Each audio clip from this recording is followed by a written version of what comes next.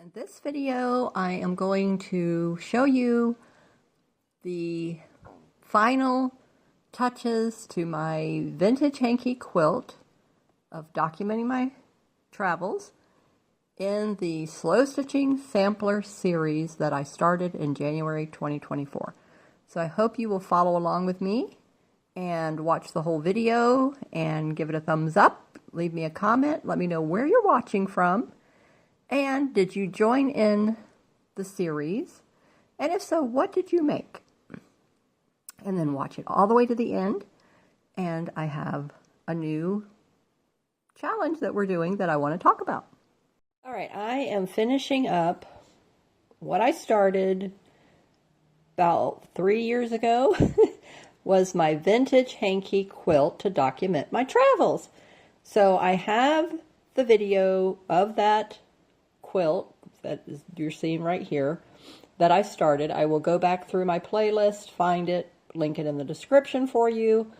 And each of these videos with the steps that have led up to this fine finale here, I will link in the description for you. And I hope you will subscribe to my channel, follow along with me on this. And once I have 3 sides, I've got 3 sides left now of doing the binding, and I'll show you this bottom piece. This is where what I did first. I did the bottom binding first. So here are the vintage hankies. If you haven't seen this series, if you're new to the channel, welcome. And so I took 12 vintage hankies, true vintage hankies, not reproductions, the originals. They are large hankies. These are maybe 14 by 14. Some of them maybe 12 by 12. The ones that were smaller, I did add a little bit more to the sides to make them more or less equal. And also I did a backing on these. Vintage hankies are very thin. If you use hankies, you know that. And so I've made one before, and the tops of these, and I washed them on delicate, but some of them were so worn that they would rip a little bit. So, you know, just to give you that heads up and let you know about that. So what I did to try to compensate for that was, first of all, put a backing on them, and then I did all of my embroidery stitching. So I'm going to just show you this last little piece here. So I have the months of the year, and then I did the fruitages of the spirit. So the first 9 blocks have the month and the fruitages of the spirit, and then little applique pieces. You see the butterfly here. Do you see the butterfly? Yes. Okay. So each of them has a applique piece, and the first few blocks have the state park that we went to. I see a pin ready to come out, so I'm going to take that out so it doesn't land on the floor and then somebody steps on it. Okay, so but this is a beautiful idea to do. And so let's just say, like for instance, to go to the state parks in your state, it's not like your annual one big vacation. Or maybe you might go, I have friends that go on several cruises a year, if cruising is your thing. And so you might have 2 or 3 or 4 vacations like that you take a year. But this, I have not been able to travel for 20 years because of my Lyme disease illness.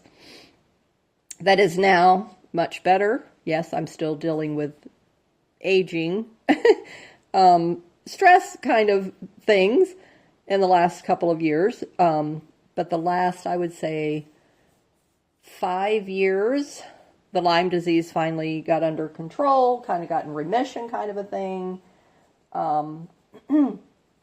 And so that has been just like a beautiful, wonderful, exciting thing. And so my daughter and my husband and I started going to the state parks. And since I don't like to travel out of the country, we did go on some cruises, and I have found that I don't like to go out of the country. Okay, I mean, it's not because of I don't like the people. It's because on the cruises, and we live in Florida, so you only have a short period of time, maybe a few hours to maybe 6 hours, that you can really do something on the little island that you go to, or country, depending on where your cruise is going. And so, but the whole shipboard experience I didn't like. We did go to the Bahamas our first year. It was our honeymoon for first year we were married, and a small island, and it was very much, so, what's the word? Drastically different than the United States. Let me just put it that way. And then I'm not just a person who just wants to lay on the beach all day long. I'm just not that kind of person, and lived in Florida my whole life, 61 years. And I don't like the sun that much because I can't take the heat. I've never, even as a child, I couldn't take the heat that much. So, and now, the temperatures are definitely, drastic and greater. So anywho, so the reason why we did the state parks was because, for one, I could stay in air conditioning and stay on the ground, feet on the ground, so to speak, tires on the ground, so to speak, and would stay within the United States and, visit and feel comfortable and all that kind of thing. And so we started with all the state parks that were within our location when under 2 hours. So Pontoon Island is in DeLand. We went there in what year did I put on there? Oh, 2017. Wow. Oh, cool. That's when I started going. Okay. And then we went to Silver Springs, which I love. I went there as a child. Oh my goodness, the glass bottom boat ride. As a child is just like a magical thing. To see that a boat has a glass, like a window in the bottom of it. So that is so super fun. And even as an adult, it's fun. And then, Blue Springs was in I put February 25th. I don't know what year we went there. I'd have to get out my little passport. Let me see, do I have it over here? Yeah, I think that was 2017 as well. I don't know. Could have been. Okay, and then where else did we go? I thought I put other ones on here. Okay, Blue Springs. Yes, Blue Springs is right up the road. De Leon Springs, obviously, Florida has a lot of springs, if you didn't know that already. And so 2021, where did we go there? I've got something over here on this one. Okay, so 2021, I put a date on this one. So I'll have to look back. But I'll get my little passport book out and then show you all the state parks that we actually have been to. And I have a map as well as all that thing. So documenting your travels. So if you fly out of the country, use your passport book. You've got your date stamped there. If you go on cruises, save your, tickets, all the memorabilia, things like that. And you can actually take pictures and photos, and you can print them out on fabric, and you could put that as a quilt block. So there's numerous ways to document your travels with a quilt. Okay, so this was my idea. This was the way I came up with it. I love the vintage hankies. I love vintage style. And didn't always, but now I do. So that's what I decided I wanted to do as far as the base of what I was going to do. You could just use any old fabric that you wanted to and document it any way that you want. You could make a 4x6 size, like photo size, just little fabric block, and you could put that on a quilt block. I mean, so there's really multiple ways to do this and to document your travels. Okay, so now I have the bottom binding done, and now you're going to watch me sew the side pieces and the top. So I'm going to do the right side, then I'll do the left side, and then I'll do the top will be the last one. Okay, so now I'm going to turn on my machine. I use a Brother Project Runway sewing machine. I do have to put a new bobbin in here. So I will put a new bobbin in, and then I will let you watch me sew the quilt. Okay, so I'm going to let you watch me do the bobbin and then start sewing.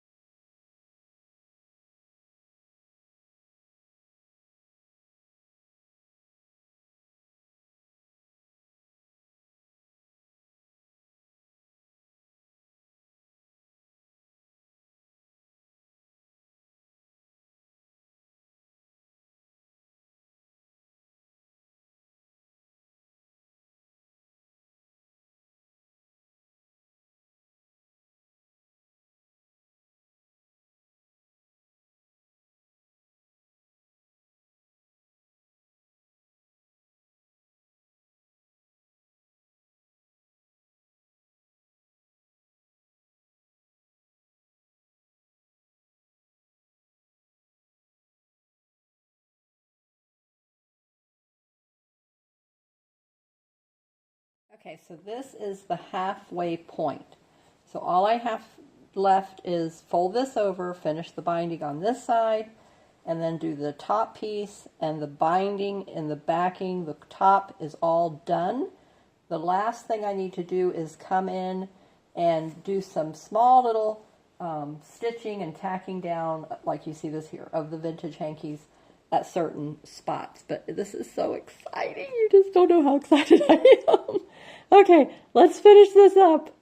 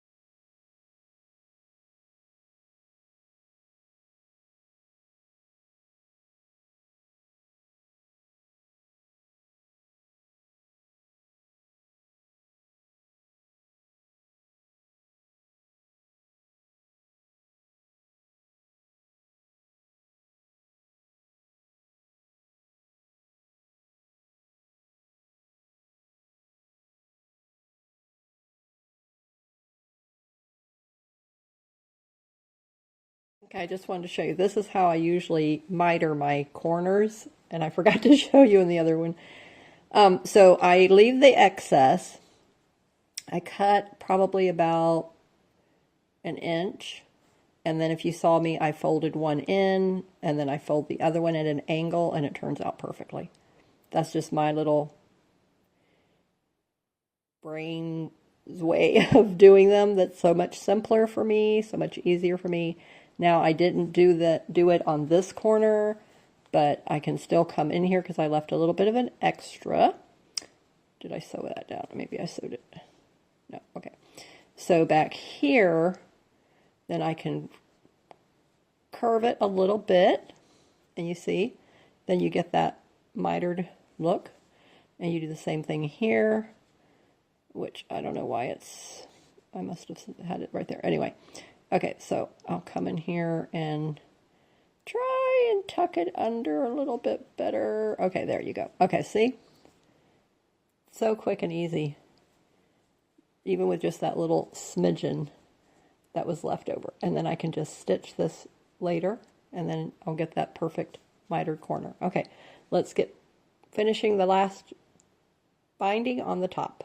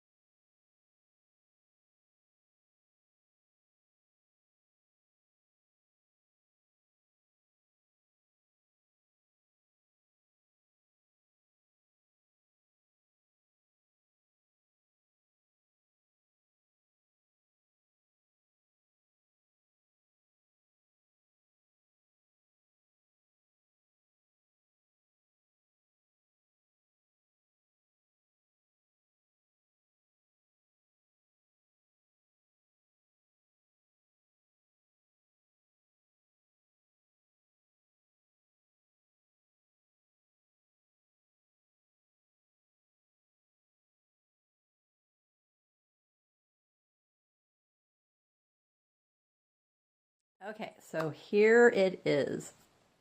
Wow, am I so excited. Look, it is completed. Oh, I love it. It turned out so beautiful.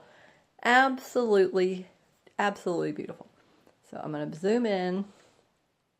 Okay, so let's look at the binding. All right, so up here at the top, I love that border I put on it, the binding that I put on it, and the border down this side. I mean, as you can see, it's, just such a cute and whimsical quilt. Absolutely beautiful. It has some chickens, flowers, butterflies, bunnies, hearts. It is just a fun and beautiful, beautiful quilt.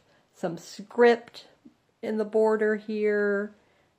Going up this side, more chickens, more of the script with butterflies. That beautiful teal, green, as you know, green and orange are my favorite colors. And then the blocks, each of them, it's a blue and green theme that I have going on here. There is one, August. August is a little bit of an askew block. Don't ask me how it happened, but must have been, that's probably all I had available. And so, but the rest of the colors, ouch, are, this has an orange border, and so it's blue and green here. This is pink and blue. This is orange, green, pink, and blue. This one, let's see. Okay, this one is blue, orange, and kind of like a violet color. And then July is blue and green.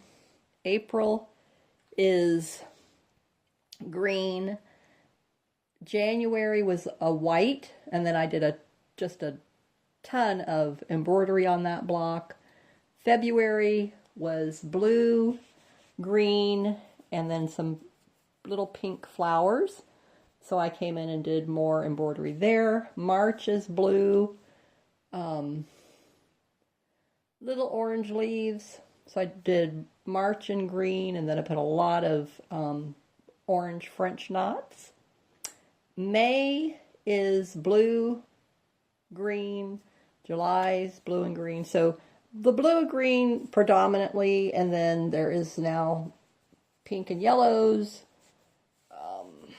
So yeah, I mean, I like the way it turned out. I love the way it looks. Oh, just so beautiful, so wonderful. Perfect timing to finally get this thing completed. It's October 2024. Our weather here in Florida is just now beginning to cool down. We had 1 week, well, not even a week, a couple of days of 50s and 60s at night and low 70s during the day. So now we're back up to low 80s during the day and still 60s at night. So that's nice. I love getting out now in the evening, and I sit on my back patio, back porch, and just enjoy the weather, the sounds, the wind. It's very windy because, you know, being in Florida and having the sea breeze from both sides of the state is just wonderful. But this has just been a labor of love, like I said. So the quilt I did start in 2021, because I am looking on here. October 2021 is on this quilt here. So I do know that's when I started this. But we did start the state parks in 2017 because that's where the January 2017. I don't remember that that it was that far back that I started the quilt itself, because I didn't start back my channel until I believe it was 2019, if I'm not mistaken. So I will go back, and when I see what year that I actually had the video of documenting my travels, the Vintage Hanky Quilt Document Your Travels video, then I will see, was it 2017? I mean, has it been that long? I mean, that would be just absolutely, I just blow my mind. But I think it's only been 4 years that I started this endeavor. But it's so, so beautiful. I'm just so happy with it. Let me give you a close-up now of the binding. Okay, so the new challenge is the Happy Mail challenge that I do every year, and combined with the Hugs and Stitches challenge. So this is my challenge from Markets of Sunshine with my friend Linda Coker from Icky Chic Designs on her channel, and we are asking as many people from different countries. We want to try to reach as many countries. I thought 100 countries would be a nice figure to reach. But it doesn't matter. But that's just a goal. Linda had, I think, 1,000. But I'm thinking that that's a little bit of a stretch. So let's just say 100, and that could still be a bit of a stretch, but that's okay. But we're having lots of fun with this. So if you come to my Facebook group, Slow Stitching Sampler Series, you can sign up for that. And here on the channel, you can sign up for it. Just comment below and say you want to participate. And then I will also link in the description and at the end of this video, that video telling you how you can take part in the Happy Mail and Hugs and Stitches challenge. So thank you for watching. Please subscribe if you haven't already subscribed. That helps me get found in search. Liking the video helps me get found in search. Commenting, sharing, all of that, so that I can grow in this creative community with you. I am doing all of this because I really want to bring women together who are wanting to slow down, relieve stress, and be a part of something really special and wonderful and make other people's lives happy too. So thank you for watching. Stay safe, keep creating in the sunshine, and I'll see you in the next video. Bye-bye.